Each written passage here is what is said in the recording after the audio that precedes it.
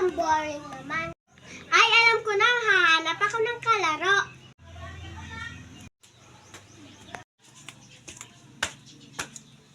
Audrey! Ano yon? Gusto mo ba maglaro?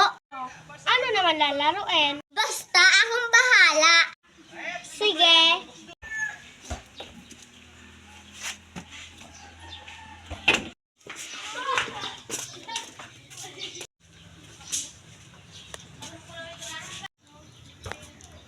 Ano lalaruin natin?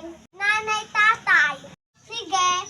Gusto kong tinapay, ate, kuya. Gusto kong kape. Hello! Ay, tinatawag na pala ako ni Mami. Bukas naman. Sige. Bye!